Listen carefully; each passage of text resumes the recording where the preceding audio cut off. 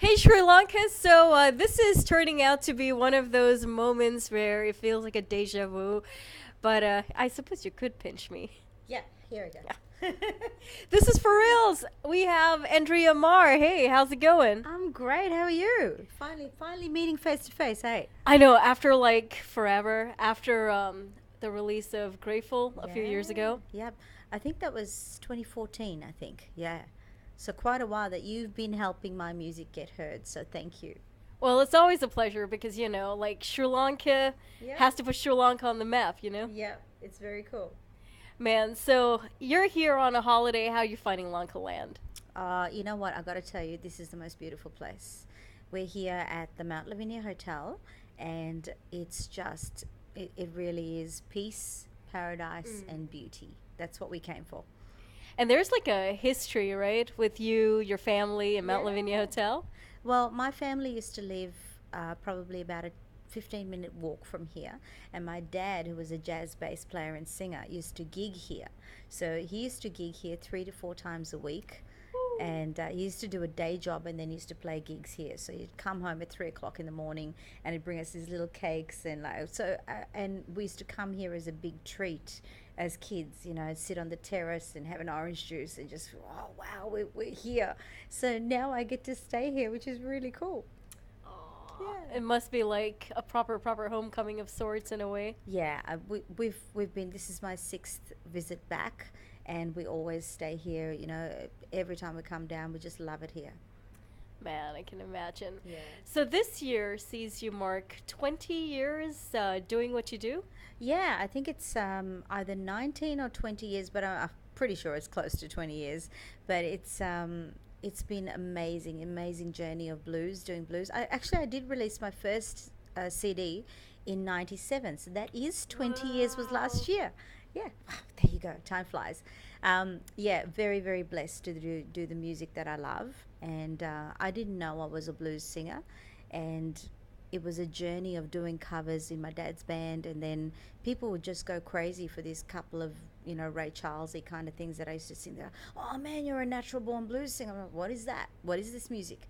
So I had to learn what it was. I started going to blues jams and meeting musicians and playing. And I'm wearing this T-shirt to tell you about the Melbourne Blues Appreciation Society because they're amazing and they've been huge in my journey with my music. So they help their artists perform, they help them gig, they help them network. So I worked with the top blues artists in Melbourne coming up, and then now I mentor the younger ones. So it's just a great journey in the blues scene. Very supportive, wonderful space, and because of them, I've been able to represent them twice in the US. Whoa. So represented Australia twice in the US, and all over Australia. We've played every festival pretty much around Australia. So So what would you say was like the biggest thing that's happened to you yet? wow. Well, this past year has been amazing. So I released my new album Natural, and it charted in the US on the blues charts, on the soul charts, and on the R&B charts. And it's number one on the Australian blues charts for 2 months in a row. Now I've never had a number one in my entire 7 album career. So that is awesome, and for it to be charting in the US with the blues, soul, and R&B all at the same time, it just blows my mind because I'm an independent artist. I'm self-funded, so I pay for everything I do myself. I produce my whole album myself, and I wrote the whole album. So it's like, wow, they like my music. It's so cool. Wow, I know when I saw that news, I was like, what? This is amazing. Yeah, it was. Look, I think it's just the hard work over the years. It's every little step that I've done. I've tried to create better music. I've tried to write better songs, and just really, really get that out there in the best possible way. So I think those little steps have led to this point. So when I release something now, people just go, "Oh yeah, I love her music. I'll play it," and that's what it's taken. I don't have to knock on doors anymore because it's just that whole building that's taken place. So this is the best part of it. So this is the best part of my life right now. Wow, I can imagine. So one big album down. What's next for you? Well, I'm actually writing another one right now. So when I get back, there's so many projects on board, and we're just looking for the next thing and going for the next thing. And honestly, I wasn't planning on doing a lot. I just thought that I would release the best of my music because I had a very serious health issue a couple of years ago. And I'll show you here. There's a big scar on my neck because I had a tumor in my neck. And they said that it was cancerous. And so at a very short time, they actually said it's a very aggressive cancer, but I was completely healed from that. And during the time when I was recovering, and see, God answers prayer, man. It was just incredible healing that I experienced. And during that time, my husband said to me, he said, "You've got all these great songs. If you make it out of here and you get your voice back, you are going to record every one of those songs." And I said, "I can't afford that." He goes, "Do it anyway." So we did. And that's this album. So it's paid off like incredibly well. Wow.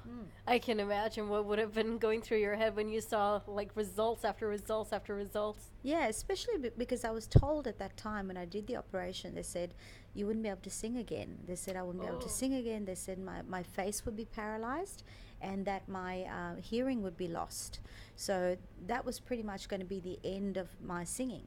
So it was a really tough part. And I think that that's the love that went into this album was a real sense of, hey, I'm alive, and I get to do what I love and I get to do it to the best of my ability.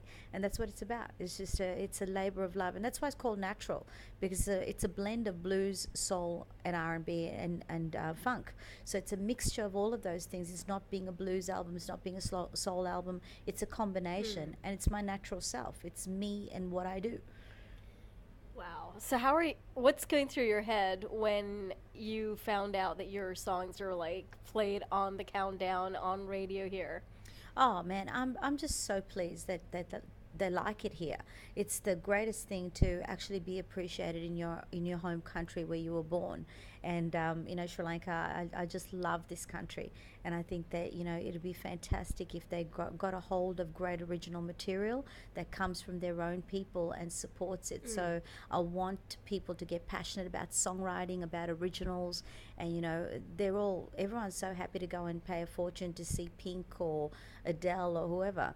But there are great Sri Lankan artists that write great songs that need to be appreciated in Sri Lanka.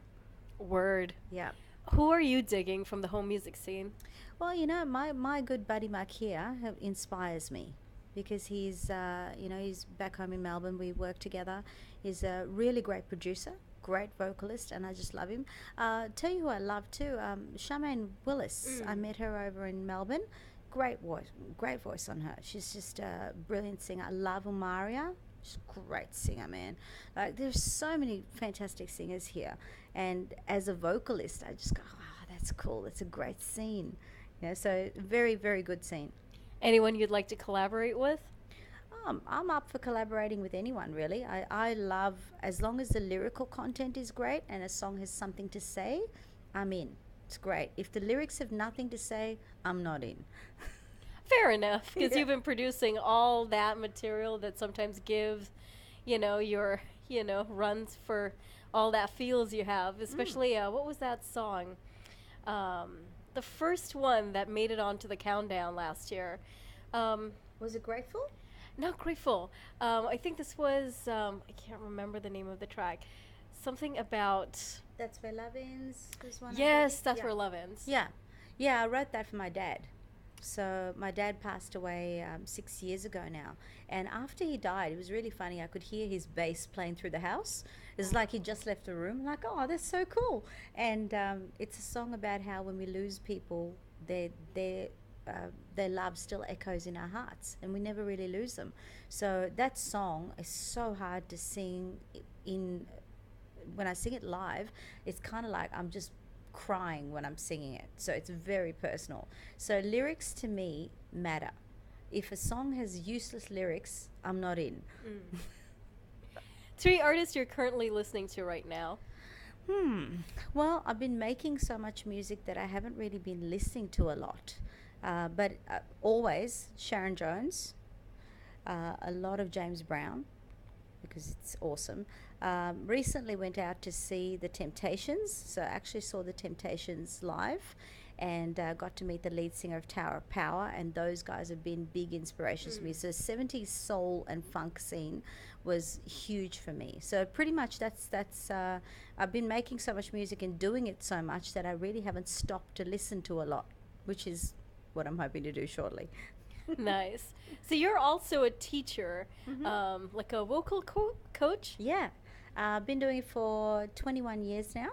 So 21 years of teaching, and I have seriously got the best job. It's incredible. So I work from my house, and I go to my garage, and the most incredible singers come through, and it's a blessing. It's such a blessing to inspire them. So I actually kind of run a mini kind of artist management studio, because that's what I do for my singers. So I train them vocally, I teach them songwriting, I help them write and produce their own music, and then I send them to Marquia to produce the tracks that are current and stuff like that, and then get the music heard on radio. So we've got all these community radio stations in Melbourne that play them for free.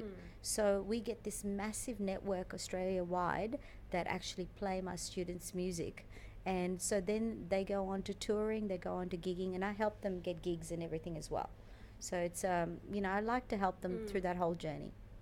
And what about Sri Lanka? Do you hope to do like workshops and things in the future if the opportunity happens? Yeah, absolutely. I've done a couple here before, and they were just amazing fun. So I really, really enjoyed them. I think, because I've come at this time of the year where it's just past Christmas and stuff, it's just a bad time to run a workshop. But, look, it's my absolute pleasure to do that, because running a vocal workshop, the funny thing about teaching the Sri Lankan community to sing is most of them can sing in key, and it's amazing, right? I've run workshops all over the place, and when I ran the first one at Galadari I can't remember, I think it was about 3 or 4 years ago, we had about 60 people in the room. Okay, wow. And man, I got them to sing this Amazing Grace, and I got some harmonies and ad libs and stuff, and it was beautiful. I'm going, this is good. I can actually teach these people because they've got great voices. Yeah, awesome. So if you have any words of wisdom to impart to those who want to take a big, bold step into the world of blues and jazz and all that, what would you say?